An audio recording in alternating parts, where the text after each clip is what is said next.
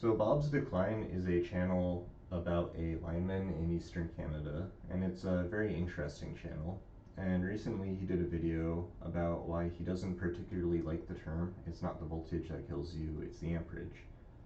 Though technically correct, he claims that it is misleading, and I very much agree with that. And I'd like to explain that from a slightly different perspective. So, for context, I'm an electrical engineer, not a lineman, not an electrician. All three of these professions have different training, different education, different experiences, so our perspectives will vary, and neither of us are experts in each other's fields. So even though your uncle might claim that because he's an electrical engineer, he'll do a great job wiring up your house, you're probably better off hiring a trained, reputable electrician. So, the one thing we do all have in common, though, is we all work with electricity, and we all have to know the fundamentals of this. So, first, I'd like to explain a few terms.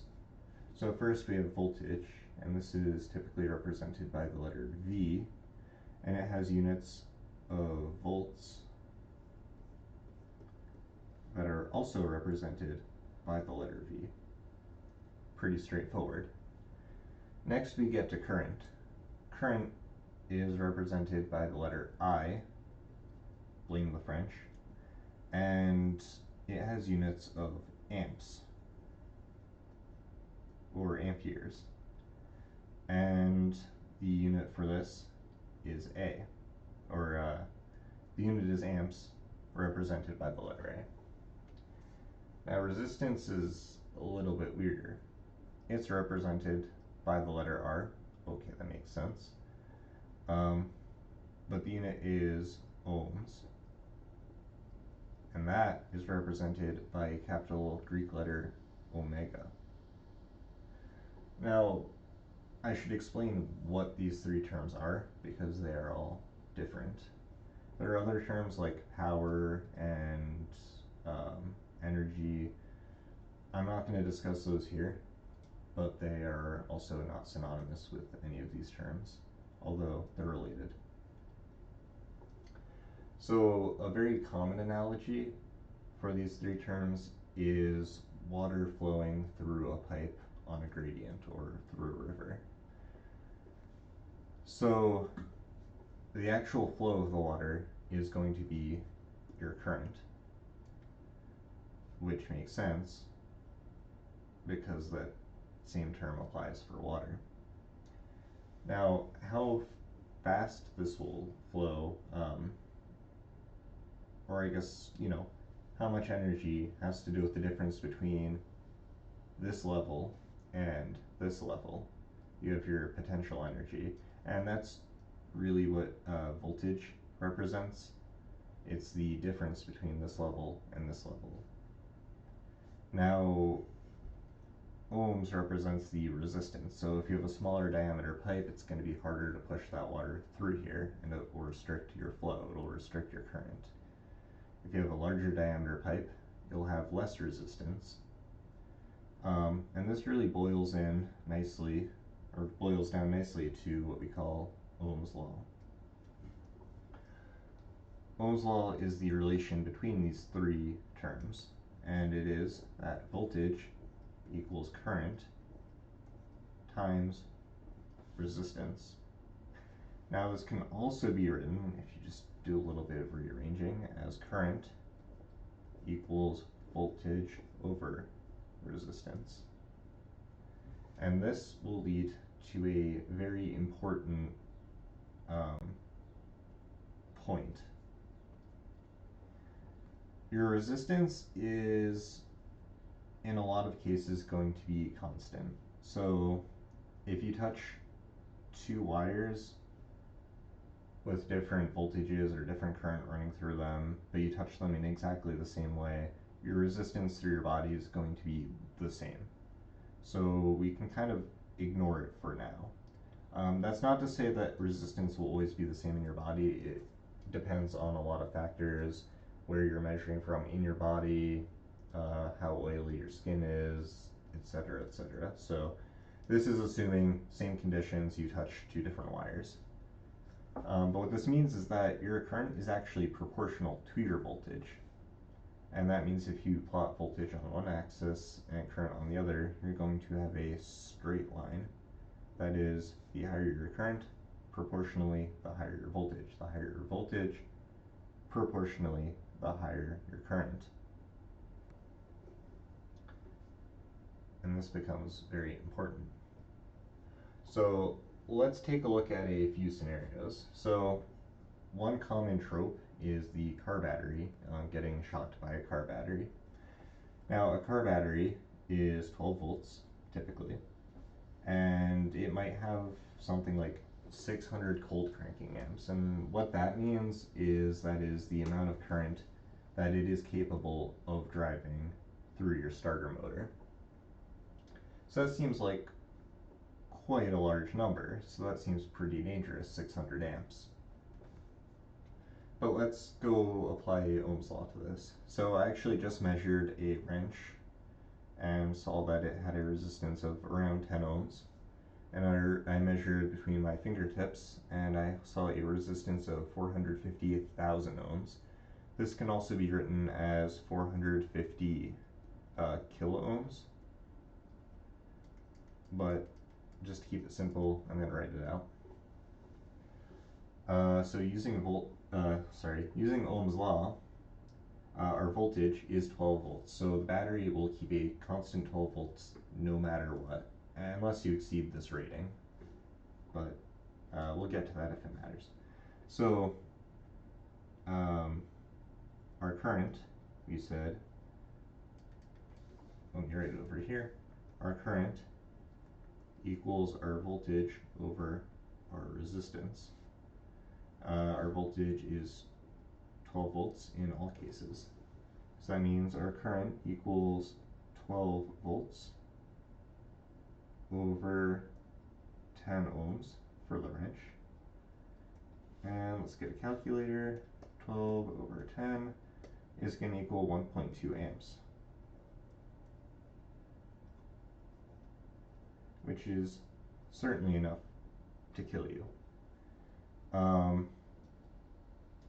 So yeah, that's how much electricity is flowing through this wrench.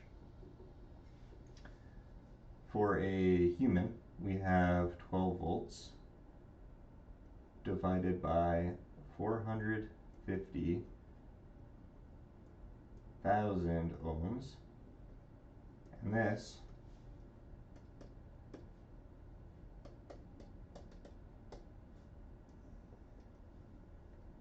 equals 26 microamps, I believe that is. So 2.6 times 10 to the negative fifth amps. That's absolutely tiny, and you're not even going to feel that. So in reality, touching a car battery, both terminals, really not dangerous at all. Provided your skin is in good condition, your blood is going to be more conductive, less resistive. Conductance, by the way, is the reciprocal of resistance. But yeah, the point is, not nearly as dangerous as you'll see on TV. There's not going to be hardly any current flowing through here. Now, what Bobsdecline is worried about is this misconception. So here we have two light bulbs, both plugged into a 120 volt outlet. And we're going to say the current through this light bulb, it's on, is 1 amp. The current through this light bulb, maybe it's burnt out or something, is 0 amps. There's no current flowing through it. So if you think, oh, well, it's the current that kills, not the voltage. We have 120 volts on both, but we don't care because, you know, voltage doesn't kill. We might think, oh, it's safe to touch this, you know. You might go, oh, this is safe. But the problem is that in reality, this is at 120 volts. We don't care, in reality, we don't care about the current flowing through here. We don't care about that.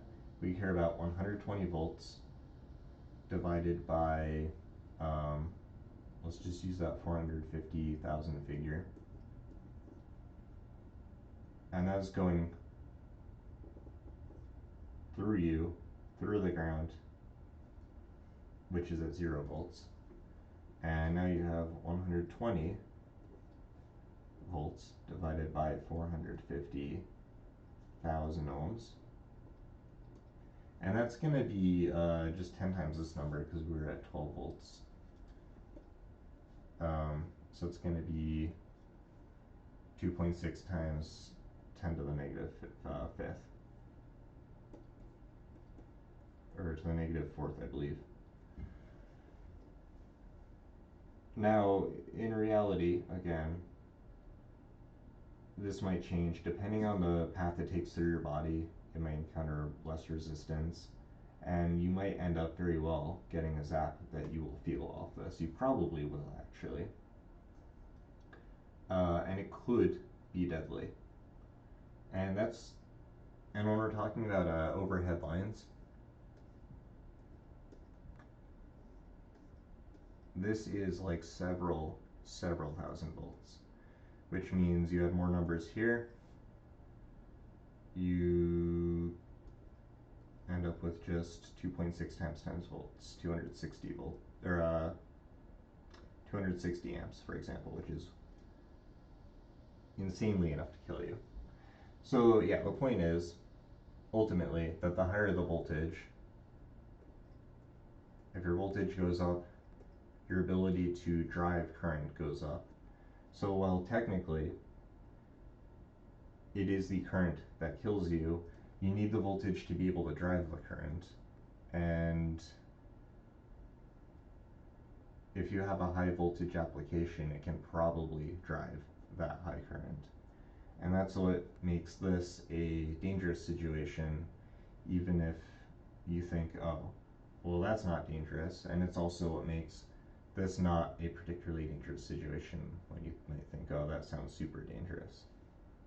So I know that got a little rambly towards the end, but hopefully that kind of helps make it click to some people who might not have fully understood what was going on. And hopefully we can stop repeating this pretty misleading phrase about how it's not the voltage that kills, it's the current. Anyway, thank you for watching, and hopefully that's helpful.